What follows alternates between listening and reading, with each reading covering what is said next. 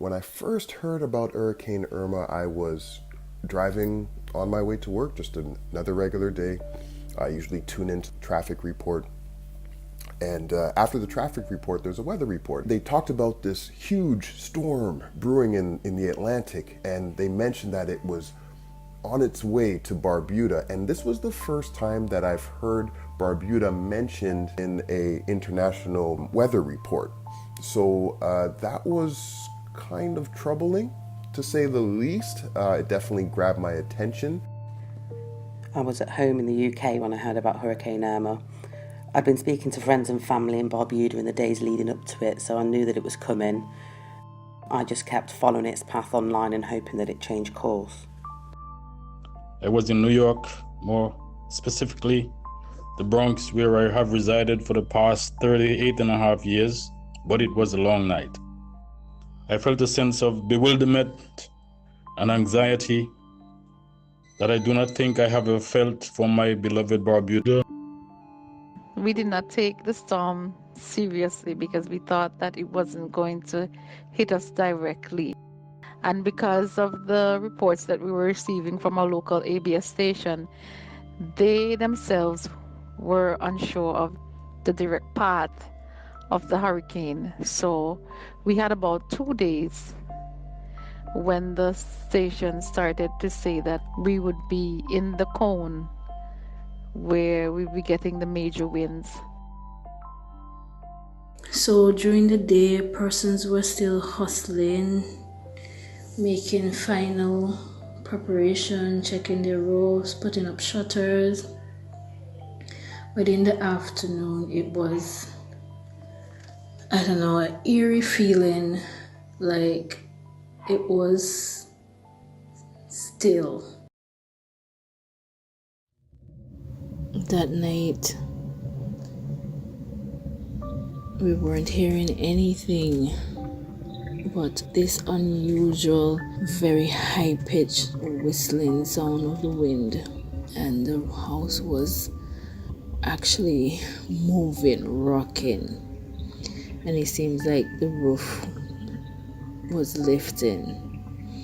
And my husband said, we have to find a safe place, we have to cover ourselves. And I actually got my son and we went into the bathroom. I put him in the bathroom cupboard. I told him, which it was the hardest thing to say to him, not to move, not to come out until someone comes for you. About an hour into the storm, the roof started to go. It started with the galvanized starting to peel. We heard the galvanized peeling. We heard the nails and the board, everything lifting. And the bathroom is to the back of the house.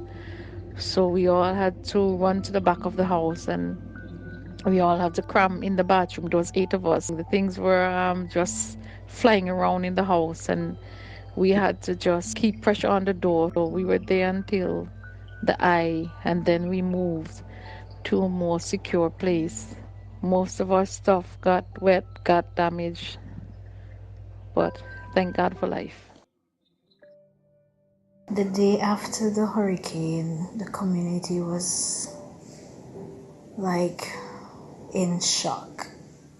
It basically felt like you were waking up from a nightmare, going right back to sleep into another nightmare. It was a solemn atmosphere.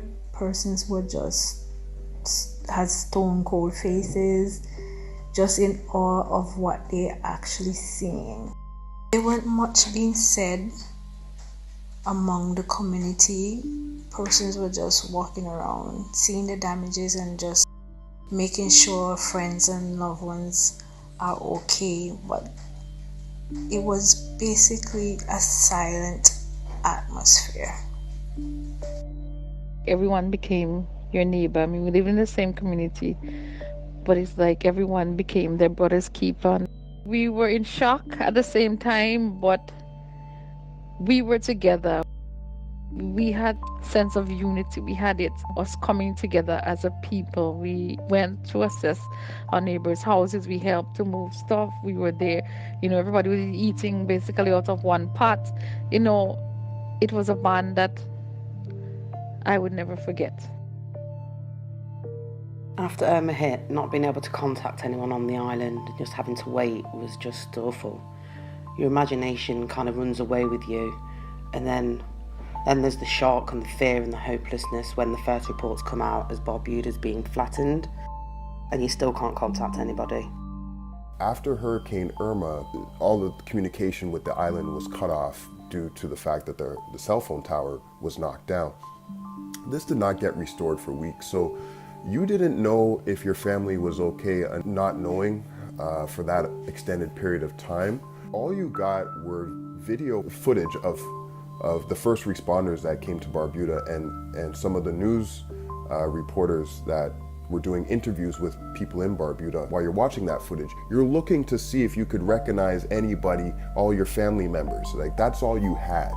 I found out that my immediate family was okay due to some of my friends in Antigua that went over to Barbuda to help out with the evacuation. That's the only way I found out that my immediate family was okay. Since Irma, our lives have changed completely.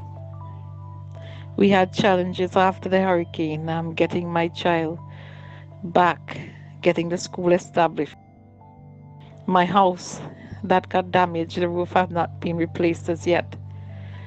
The hospital is basically the same way that Irma left it. Electricity has not been fully restored. We have persons still using generators.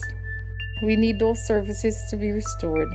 We've come a long way, but we are still fighting. And the battles have gotten bigger since after Irma.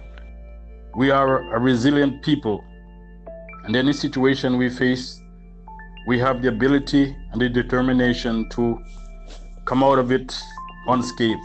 Life has certainly changed forever for every Barbudan.